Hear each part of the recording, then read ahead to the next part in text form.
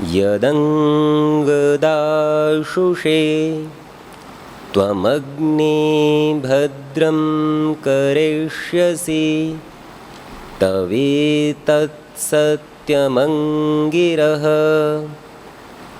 ॐ यतो यतः समीहसे ततो नो अभयं कुरु शन्नः कुरु प्रजाभ्यो भयं न पशुभ्यः।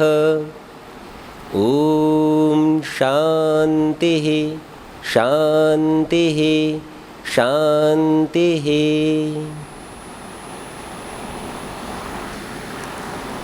कार्यक्रम की अध्यक्षता कर रहे संस्था के आधार स्तंभ माननीय डॉक्टर रामनारायण जी शास्त्री।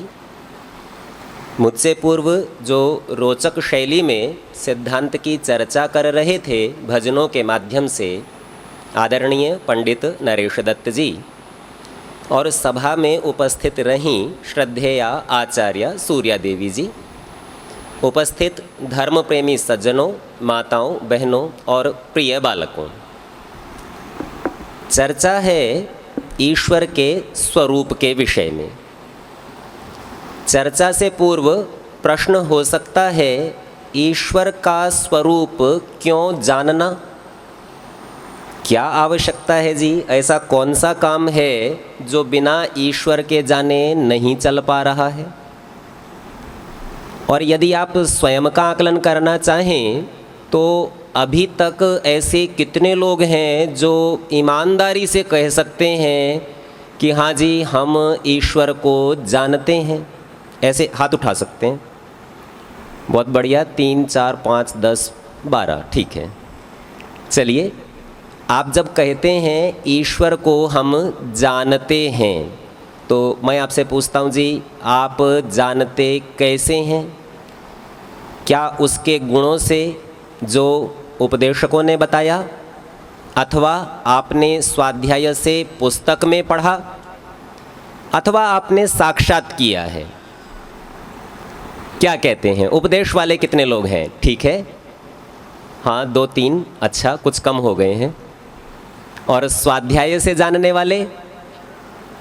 ठीक है, 1, 2 हाथ उसमें भी हैं। और ईश्वर का साक्षात करने वाले कितने हैं? ये बात 3 हाथ ऐसे हैं जो ये कहते हैं कि आपने ईश्वर का साक्षात कर लिया है। थोड़ा बता सकेंगे जी कैसा दिखता है?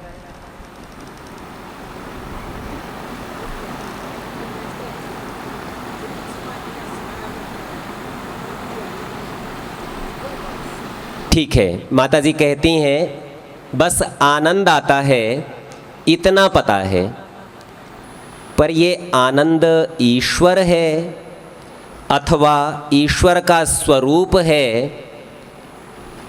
अथवा अपनी समझ है? नहीं, अवसर दूंगा माता जी, प्रश्न कर रहा हूं तो निश्चिंत रहिए, तो घबराइए नहीं। निर्णय कैसे करते हैं? उस निर्णय की आपकी कसौटी क्या है?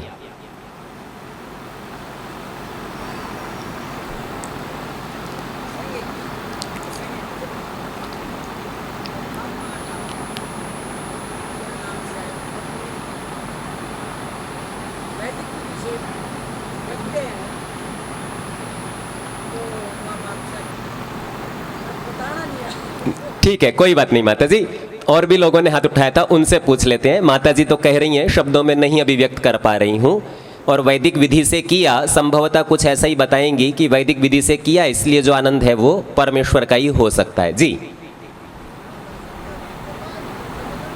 ठीक है, महाशय जी कह रहे हैं कि अनुभव किया जा सकता है, बताया नहीं जा सकता। अच्छी बात है जी, बैठिए। हाँ जी,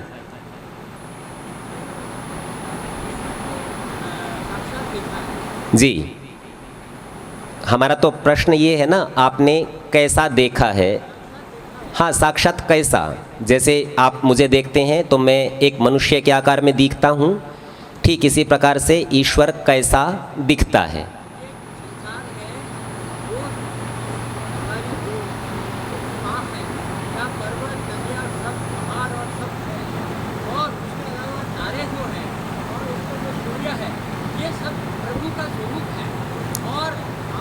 ठीक है, मैं आपकी बात समझ गया हूँ जी महाशय जी, मैं समझ गया जी। ठीक है, आप कैसा कहते हैं, आपने दो बातें कही हैं। एक बात में आपने कहा कि इस संसार के जितने भी पदार्थ हैं वह ईश्वर का स्वरूप हैं, एक बात। और दूसरी बात आप कहते हैं कि वह सारे का पालनहार है। तो पहले में आपने उसका स्वरूप बताने का प्रयत्न किया और दूसरे में उसका कर्म बताने का प्रयत्न किया कि वो पालन करता है। तो आपने दो चीज़ें बताई हैं। अच्छा, आपको एक थोड़ा सा रोचक शैली से कहता हूँ, आप बहुत सारी संसार में क्रियाएं देखते हैं, ठीक है, मानते हैं ना कि आप देखते हैं। एक व्यक्ति को एक स्थान से दूसरे स्थान पर चलकर जाता हुआ भी आप देखते हैं, ये भी ठीक है। पर क्या सचमुच में आप जाना रूप क्रिया देखते हैं? क्योंकि आप व्यक्ति को एक स्थान पर देखते हैं, स्थानांतरित होकर दूसरे पर देखते हैं, तीसरे चौथे पांचवें भिन्न भिन्न स्थानों पर व्यक्ति को देखते हैं, गमन रूप क्रिया को नहीं देखते और उसका आप मात्र अनुमान करते हैं। तो जब आप ये कहते हैं ना ईश्वर सबका पालनहार है, अर्थात पालन करता है, आप कर्म की कुछ क्रिया की चर्चा करते हैं, तो वह प्रत्यक्ष का साक्षात का विषय नहीं है, वो अनुमान का विषय है। आपने एक पदार्थ का स्थानांतरण देखकर ये अनुमान किया कि यहाँ गति हुई होगी, ये चला होगा, यहाँ गमन क्रिया होगी, ये आपका अनुमान है। वो चला भी हो सकता है, हमने बलपूर्वक घसीटा भी हो सकता है, तब भी स्थानांतरण तो होगा ही ना। तो इससे क्रिया का तो साक्षात कभी नहीं होता।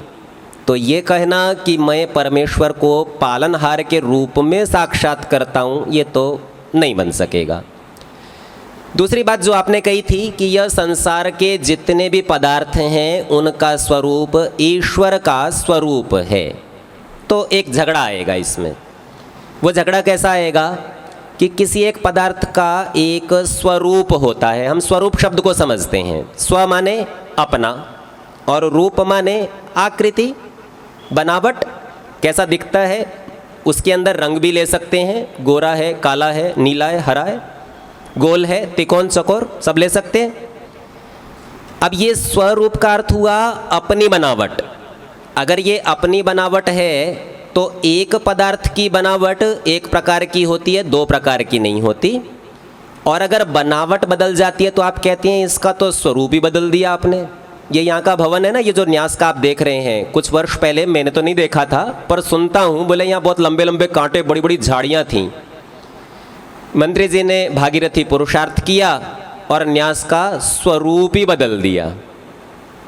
तो आप समझिए ये जो परिवर्तन हुआ, इससे अब ये वो न्यास नहीं रह गया जो आज दिखाई देता है। तो ऐसा करने से ये पदार्थ ही बदल गया, उसका जो अपना स्वाभाविक गुण था वो बदल गया। और यदि स्वाभाविक गुण बदल जाता है तो स्वभाव, अपना अस्तित्व बदल गया, वो नहीं रहा। तो जब आप संसार के अनेक रूपों में ईश्वर का रूप समझते हैं तो निश्चित जानिए ईश्वर अनेक रूपों वाला नहीं हो सकता। ईश्वर क्या, कोई भी पदार्थ नहीं हो सकता, क्योंकि जैसे ही रूप बदलेगा तो स्वरूप बदल जाएगा। तो फिर आप किस लक्षण से बताएंगे ये ईश्वर का स्वरूप है? आज गोल है तो कल तिकोना हो जाएगा, तो बदल गया। तो इससे ये समझ में आएगा कि संसार के पदार्थों के रूप ईश्वर के द्वारा बनाए गए तो हैं पर ईश्वर के रूप नहीं हैं। तो ऐसे में ईश्वर को मान लेना वो भ्रांति जैसा है। वो अद्वैत वालों की चर्चा चलती है ना, वो बड़ी रोचक शैली में कहते हैं, आप उनका तर्क सुनेंगे तो थोड़ी हंसी भी आएगी। वो कहते हैं, बोले भाई ब्रह्म सत्य है, जगत मिथ्या है। आपने अनेक बार सुनी होगी ये बात, और आप चूंकि न्यास में बैठे हैं, स्वाध्याय करते होंगे, आर्य समाज से परिचित होंगे, तो आप कहेंगे नहीं नहीं ये तो ठीक नहीं है, हम तो त्रैतवाद वाले हैं ना, तीन मानते हैं, ईश्वर जीव प्रकृति। तो लेकिन आप ऐसा समझिए, यदि वो ये कहते हैं कि केवल एक ब्रह्म है, संसार नहीं है, उनके कहने मात्र से बात सिद्ध नहीं होती। और आप ये कहते हैं कि तीन हैं, एक ईश्वर है, एक जीव है, एक प्रकृति है, तो आपके भी कहने मात्र से बात सिद्ध नहीं होती। जो बात आप कहते हैं उस कही गई बात को प्रतिज्ञा कहते हैं, और प्रतिज्ञा सिद्ध तब होती है जब आपके पास हेतु हो। तो पहले उन लोगों से पूछते हैं वो कैसे कहते हैं कि केवल ईश्वर है, वही ये सारा संसार बना हुआ है, वही जीव के रूप में कार्य करता है, मरेगा शरीर छूटेगा, ये जीव वापस जाके उस मूल ईश्वर में मिल जाएगा और सब कुछ एक ही रह जाएगा, बाकी कुछ बचेगा नहीं। तो उनसे हेतु पूछिए तो बहुत सुंदर हेतु देते हैं। वो पता है क्या कहते हैं? वो बोले देखो संसार का नियम है, जो चीज़ दिखाई देती है वो नहीं होती। कैसा? जैसे मुझे आप सब लोग दिखाई दे रहे हैं तो मतलब आप नहीं हैं। बात समझ नहीं आई ना? ये कैसे? वो दृष्टांत से समझाते हैं। जब कोई बात समझ नहीं आती ना तो हम उदाहरण से समझते हैं। बोले देखो आप स्वप्न देखते हैं ना, तो नहीं होता।